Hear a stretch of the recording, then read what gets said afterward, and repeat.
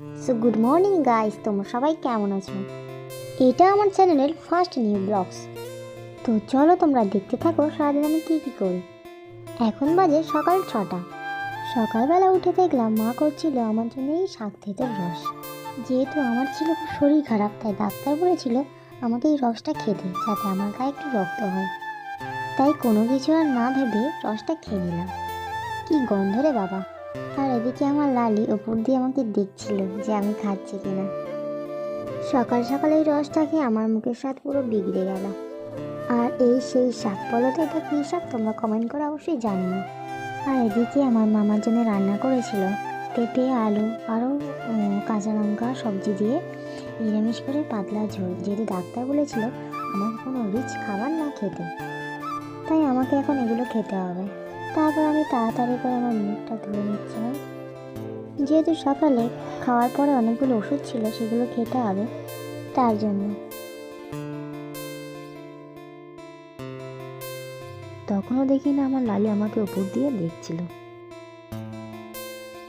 তো আমি এখন ফ্রেশ হয়ে চলে এসেছি।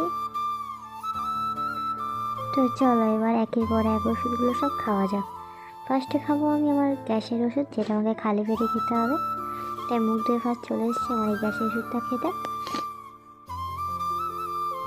তো গ্যাসের ওষুধটা খাওয়া আমার এখন কমপ্লিট।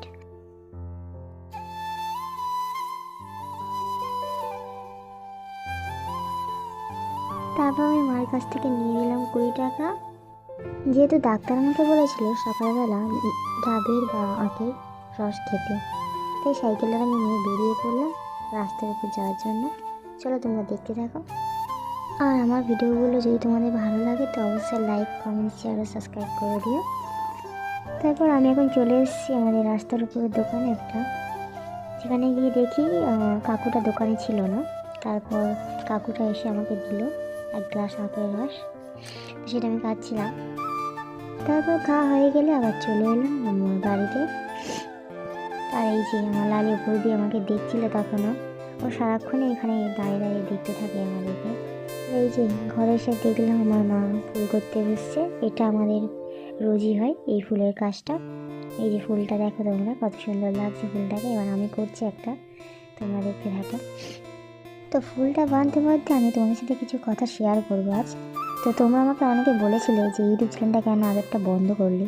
তো তোমাদেরকে আমি জানাই যে আমি ইউটিউব চ্যানেলটা বন্ধ করতে চাইনি। অ্যাকচুয়ালি আমার কিছু ভুলের কারণে চ্যানেলটাতে অনেক স্ট্রাইক ও কপিরাইট চলে আসে, যার জন্য এটা আমি বন্ধ করতে বাধ্য হই। যেহেতু 90 দিন পর টাইম দিয়েছিল, তাই ভাবলাম যে আমি একটা নতুন ইউটিউব চ্যানেল খুলে নিই। তাই আমি এই চ্যানেলটা নতুন করে ওপেন করলাম। আর এখানে এবারে রোজই ভিডিও আসবে, তোমরা দেখতে থাকবে। আর ভালো লাগে লাইক, কমেন্ট, শেয়ারও করবে।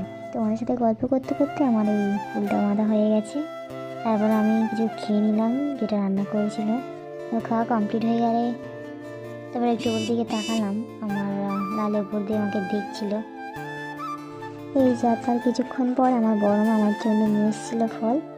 এখানে ছিল আপেল, যেহেতু আমার শরীরটা খারাপ ছিল তাই ডাক্তার বলেছে একটু ফল খেতে।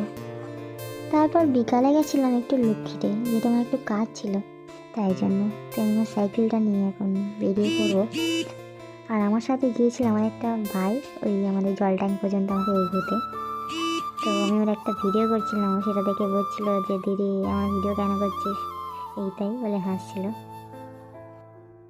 তারপর আমি লক্ষ্মীতে গিয়ে আমি আমার কাজটা করে চলে এসেছিলাম বাড়িতে। আর তখন আর ভিডিওটা কন্টিনিউ করা হয়নি।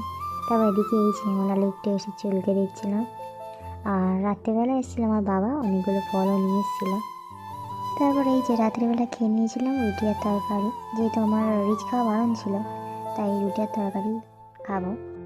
খাওয়ার পর ছিল অনেকগুলো ওষুধ, তো সেগুলোও খেতে হবে। তো ভিডিওটা ছিল আজ এই পর্যন্তই। তো তোমাদের কেমন লাগলো অবশ্যই সবাই কমেন্ট করে জানাবেন। আর